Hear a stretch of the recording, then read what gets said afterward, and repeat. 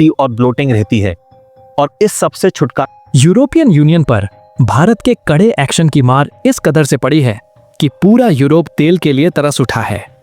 भारत के आगे European union के 19 देश घुटने टेककर गिड़गिड़ाने को मजबूर हो उठे हैं। भारत के सामने माफी और लगातार भारत के पक्ष में बातें भी करना शुरू कर चुके हैं। अब दुनिया भर को भारत ने वो आईना दिखाया है जिसका इंतजार यूरोपियन यूनियन को अब तक शायद बेसब्री से ना रहा होगा। लेकिन सुनी सड़कें, खड़ी गाड़ियां, वीरान पेट्रोल पंप, यूरोप में ऐसा हाहाकार मचा है जैसी तस्वीर यूरोप ने आज से कई दशकों पहले देखी थी। लेकिन यह कोई जंग नहीं है, यह बल्कि भारत से भिड़ने का यूरोप के लिए एक बड़ा सबक है। वह नतीजा है जो अब यूरोप पूरा भुगतने को मजबूर हो उठा है। भारत ने एक के बाद एक ऐसे एक्शन लिए हैं जिससे पूरा यूरोपियन तिलमिला उठा है, और इसके साथ ही अभी भी भारत की तरफ से लिए जा रहे एक्शन थमने का नाम नहीं ले रहे हैं। भारत ने कहा है यह तो अभी शुरुआत है, इसका खामियाजा अभी यूरोपियन यूनियन के लिए और भी ज्यादा भयावह होने जा रहा है, क्योंकि भारत ने एक के बाद एक और 3 बड़े एक्शन भी यहाँ पर लिए हैं, और अब इन एक्शन की वजह से महज 48 घंटों के भीतर यूरोप की चकाचौंध थम सी गई है। लंदन से लेकर के पेरिस तक, बर्लिन से लेकर के एम्स्टर्डम तक सड़क की हर गलियों में गाड़ियों की कतारें तो जरूर हैं, पर उन गाड़ियों में ना तो पेट्रोल है और ना ही डीजल, और इन सब के चक्कर में यहाँ पर भीषण जाम जैसी स्थिति बन चुकी है।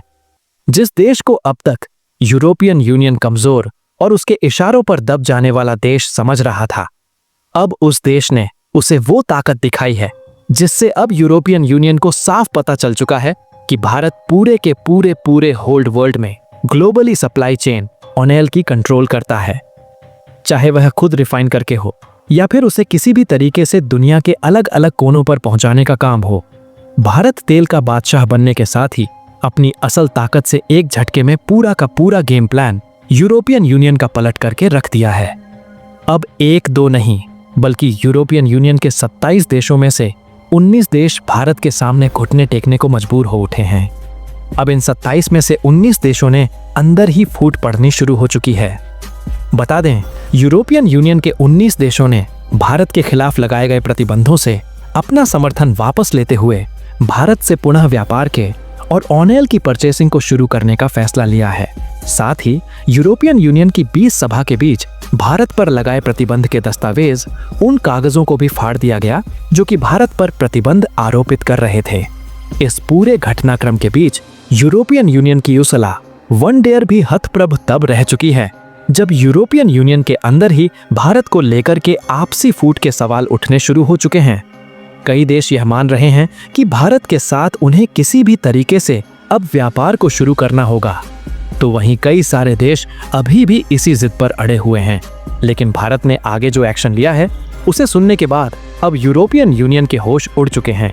दरअसल भारत ने अब एक के बाद एक प्रोग्रेसिव स्टेप लेते हुए अपने प्रतिबंधों को और फॉरवर्ड प्रोग्रेसिव बना दिया है। अब इस प्रोग्रेसिव एक्शन का मतलब क्या है? दरअसल भारत ने साफ किया है कि यूरोपियन यूनियन जितनी देर करता जाएगा, भारत की तरफ से यूरोपियन यूनियन पर लगाए गए अब वो प्रतिबंध जो भारत ने ऑनेल सेलिंग को लेकर के लगाए हैं वो और बढ़ते जाएंगे। और वो क्या प्रतिबंध है इस वीडियो में आपको हम आगे बताने वाले हैं। साथ साथ आपको यह भी बताएंगे कि यूरोपियन यूनियन के अंदर दरअसल पूरा का पूरा माजरा क्या चल रहा है और भारत ने कैसे सिर्फ 4 दिनों के अंदर अंदर यूरोप में ब्लैकआउट जैसी स्थिति को उजागर कर दिया है, बनाने का काम कर दिया है, और ऐसी स्थिति जिसे दुनिया की सुपर पावर अमेरिका भी नहीं कंट्रोल कर पा रहा है। क्या है पूरी खबर? क्या पूरी अपडेट इस वक्त निकल कर आ रही है? बताएंगे आपको इस वीडियो में। तो चैनल पर बने रहा, वीडियो को लाइक, और चैनल को अगर अभी तक आपने सब्सक्राइब नहीं किया तो चैनल को सब्सक्राइब कर लें और बेल आइकन को भी जरूर दबा दीजिएगा। दोस्तों, अगर हम वर्ल्ड मैप में देखें तो यूरोपियन यूनियन की जो एक्चुअल ज्योग्राफिकल लोकेशन है वो ऐसी जगह पर है जहां से वो अमेरिका से भी इंपोर्ट कर सकता है, ईली रशिया से भी डायरेक्ट इंपोर्ट कर सकता है, लेकिन उसके लिए रास्ता भारत का सबसे आसान पड़ता है। और भारत ने अब क्या किया है दरअसल वो भी समझते हैं। आपको बता दें कि यूरोपियन यूनियन को ऑनेल का एक्सपोर्टर कंट्रीज में भारत अकेले 45% से प्लस की हिस्सेदारी रखता है, और इसके बावजूद भारत के बाद लगभग 8 देश ऐसे हैं जो 10, 15 और 20% तक की हिस्सेदारी यूरोपियन यूनियन को ऑयल प्रोड्यूसिंग करने वाली कंट्रीज में इंक्लूड हैं। यानी कि अगर मोटा मोटी बात की जाए तो यूरोपियन यूनियन को तेल सप्लाई करने वाले देशों में से 2 गुना से भी ज्यादा मात्रा भारत अकेले सप्लाई कर रहा है। ऐसी स्थिति में भारत के जिन शैडो शिप पर यूरोपियन यूनियन ने प्रतिबंध लगाया है, वही शैडो शिप पूरे यूरोपियन यूनियन से लेकर के कई देशों को ऑयल की सप्लाई फिक्स करते हैं। और इन्हीं भारत के जो शैडो वाटर शिप है, उन पर प्रतिबंध लगाने के बाद भारत ने पूरे के पूरे जो रूट है यूरोपियन यूनियन को जाने वाला, ऑयल की सप्लाई के रूट को ही डाइवर्ट कर दिया है और भारत ने अपने ऑयल को अफ्रीकन कंट्रीज की तरफ मोड़ दिया है। और ऐसा करने का साफ मतलब है, दरअसल अफ्रीका में कई सारी ऐसी कंट्रीज हैं जो भारत से ऑयल की परचेसिंग करना चाह रही थी और इसी चक्कर में भारत ने सीधे तौर पर अपने ऑयल एक्सपोर्ट को सीधा प्रभावित किया है। भारत ने यूरोपियन यूनियन को जाने वाले अपने प्रोसेस्ड, जो क्रूड ऑयल की जगह पर प्रोसेस्ड ऑयल होता है, यानी कि अपना फ्यूल ऑयल है, उसके 40% हिस्से को डाइवर्ट कर दिया है। भारत ने महज 60% की सप्लाई अभी भी जारी रखी है। लेकिन अब बात यही ट्विस्ट आ जाता है कि भारत ने 40% देश जो तेल है वो अफ्रीकन कंट्री को भेजा, लेकिन 60% अभी भी भारत यूरोपियन यूनियन को ही मुहैया करा रहा है। इसके बावजूद यूरोपियन यूनियन में क्राइसिस जैसी कंडीशन क्यों बन चुकी है? दरअसल यूरोपियन यूनियन में हाल यह है कि यूरोपियन यूनियन में 27 देश मौजूद तो जरूर हैं, लेकिन इन देशों के पास ऑयल यानी कि क्रूड ऑयल या फिर प्रोसेस्ड रिफाइंड ऑयल का कोई ऐसा सोर्स नहीं है जिसे यह हाईली स्टर्ड करके उसे लंबे समय तक चला सकें। ऐसे में यह भारत की तरफ से दैनिक रूप से पहुंच रहे वेसल्स पर ही डिपेंडेंट रहते हैं। और इन सब चीजों पर अगर ध्यान दिया जाए तो सीधे तौर पर भारत ने 40% की कटौती करके ऑयल क्राइसिस जैसी कंडीशन खड़ी कर दी है। हालांकि आप खुद सोचिए कि भारत ने अभी सिर्फ 40% तेल ही भेजना कम किया है, तब यूरोप का यह हाल है।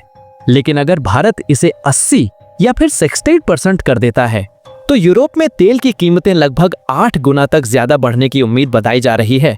और इसी चीज से वहां की जनता ने अब इस पर विरोध भी शुरू कर दिया है। यूरोपियन यूएन की मीटिंग के बीच कुछ फुटेज सामने आई जिनमें भारत को लेकर के कई सारे देश समर्थन में खड़े हो चुके हैं। उनका कहना है कि भारत से प्रतिबंध जल्द से जल्द हमें हटा लेना चाहिए, वरना यूरोप की सड़कों पर लोगों का तांडव शुरू हो जाएगा। दोस्तों, क्या आप अपना टाइम फेसबुक और इंस्टाग्राम पे वेस्ट कर रहे हो? इसी वक्त बंद कर दो टाइम पास करना। अगर आप सड़कों पर लोगों का तांडव शुरू हो जाएगा। हालांकि इसको लेकर के बता दें कि यूरोप में लोगों ने इस पर विरोध भी शुरू कर दिया है। यूरोप की जगह पर जनता सड़कों पर उतर आई है। कहा जा रहा है कई देशों की संसदों पर संकट और आपातकालीन चर्चा भी चल रही है। या तो भारत से तेल मंगाओ या फिर कुर्सी छोड़ो, ऐसा विपक्ष सवाल उठाने और दागने उन्हीं पर शुरू कर चुके हैं। यानी कि भारत से एक पंगा लेने के चक्कर में इन सभी देशों को अपने विपक्षों से खतरा बढ़ चुका है। और अब इस पूरे घटनाक्रम के बीच में भारत ने यह भी कहा है कि यूरोपियन यूनियन भारत पर जितनी देर इन प्रतिबंधों का हटाने में पूरा का पूरा यूरोपियन यूनियन लगाएगा, भारत की तरफ से जा रहे ऑयल की सप्लाई और ज्यादा कट की जाती रहेगी। यानी कि जो अभी 40% पर है वह धीरे धीरे 45, 50, 60 और यह आगे भी बढ़ती जाएगी। अब तक यूरोपियन यूनियन को यह लग रहा था कि अगर वह भारत के ऊपर प्रतिबंध लगाएंगे तो भारत जिस कीमत में उन्हें ऑयल प्रोड्यूस कर रहा है उससे भी सस्ती कीमत में भारत उन्हें ऑयल की सप्लाई करेगा। लेकिन भारत ने दिखा दिया कि अगर ऐसा किया जाता है तो भारत ऑयल की सप्लाई को कंट्रोल करके वही कीमत को और ज्यादा करने जा रहा है। साथ ही भारत ने यह भी साफ कर दिया है कि अगर यूरोपियन यूनियन भारत से प्रतिबंध हटाने में देरी करता है तो सीधे तौर पर भारत अब ऑयल की कीमतों को प्रति हफ्ते 10% तक का इजाफा करता जाएगा। अब आप यह सोच रहे होंगे, क्या यूरोपियन यूनियन भारत के ऊपर डिफेंड इतना ज्यादा है? तो इसका जवाब है जी हाँ, बिल्कुल, इससे भी कहीं ज्यादा जितना आप सोच रहे हैं। दरअसल यूरोपियन यूनियन की सबसे ज्यादा एनर्जी की जो कंजम्पशन है वो 2 ही देश कंप्लीट करते हैं। एक इंडिया जो कि ऑयल के थ्रू है, दूसरा गैस के थ्रू रूस है। और यूरोपियन यूनियन की तरफ से उठाए गए कदम न सिर्फ भारत के खिलाफ थे बल्कि रूस के खिलाफ भी थे। और इसीलिए रूस ने भी ऑयल सप्लाई को कंट्रोल कर दिया है। यानी कि जो यूरोपियन यूनियन को ऑयल सप्लाई की जगह गैस सप्लाई रूस की तरफ से गैस की सप्लाई की जा रही थी, उस पर भी रूस ने कंट्रोल करते हुए यहाँ पर लिमिटेशंस कुछ लगा दी है, जिसके चलते यूरोप की चकाचौंध खत्म होती नजर आ रही है, क्योंकि वहां पर ऊर्जा के सोर्सेस कमजोर होते दिखाई दे रहे हैं। अब इस पूरे घटनाक्रम में अमेरिका की एक बड़ी एंट्री सामने आ चुकी है, यानी कि जो इस पूरी घटनाक्रम का मास्टरमाइंड था, दरअसल अब तक वो पर्दे के पीछे से बैठकर के कठपुतली की तरह यूरोप को नचा रहा था, और वो यह भी सोच रहा था कि वो भारत को भी उसी कठपुतली की तरह नचाएगा और भारत के अपने इशारे पर भारत को चलाएगा। लेकिन अब यह पूरी चाल जब उल्टा पड़ चुकी है, तो यूरोपियन यूनियन का एक बड़ा अहम महकमा यूनाइटेड स्टेट्स के पास पहुंच चुका है, यानी कि अमेरिका के पास पहुंच चुका है। और अब अमेरिका की तरफ से सीधे खुला बयान भी सामने आया है। शब्द बहुत कठोर है, जरा सुनिएगा। यह शब्द बोला गया है अमेरिकी राष्ट्रपति डोनाल्ड ट्रंप के एक सांसद की तरफ से, हम आपको बर्बाद कर देंगे भारत। ये शब्द किसी और के नहीं बल्कि एक सांसद के हैं जो बिल्कुल विश्वास करने लायक नहीं है। लेकिन अमेरिकी राष्ट्रपति डोनाल्ड ट्रंप के एक सांसद ने यह शब्द का इस्तेमाल भारत के लिए किया है, और ऐसा क्यों किया है यह भी जान लीजिए। उन्होंने कहा है कि भारत अगर रूस के साथ अपने ऑयल के जो खरीदारी है उसे कम नहीं करता है, तो हम भारत पर प्रतिबंध लगाकर भारत को बर्बाद कर देंगे। और यह तब बोला जा रहा है जब भारत ने यूरोपियन यूनियन के सभी फैसलों का विरोध करते हुए उल्टा एक्शन ले लिया है यूरोप पर। अब जब यूरोप फंसा है तो अमेरिका खुल के उसके समर्थन में भी उतर चुका है। यानी इस एक बात से पूरा का पूरा माजरा साफ हो जाता है कि यह सब कुछ किया धारा अमेरिका का है। लेकिन अब सवाल आपका यह भी उठेगा कि आखिरकार इससे अमेरिका को ऐसा करने से क्या बेनिफिट है, अमेरिका को इससे क्या फायदा होने वाला है। दरअसल अगर वर्तमान कंडीशन में बात की जाए तो भारत जिन देशों से क्रूड ऑयल खरीदता है, आपको यह बात तो पता ही होगी, भारत क्रूड ऑयल का कोई बहुत बड़ा उत्पादक नहीं है, लेकिन भारत सेलर जरूर है। अब आप ये सोच रहे होंगे कि जब हम उत्पादन नहीं करते हैं तो दुनिया के देशों को बेचते कैसे हैं। दरअसल भारत अपने दुनिया के कई देशों से क्रूड ऑयल खरीदता है और उसी क्रूड ऑयल को रिफाइन करके दुनिया के कई देशों को सस्ते दामों पर बेचता है। इसके कई रीजन है।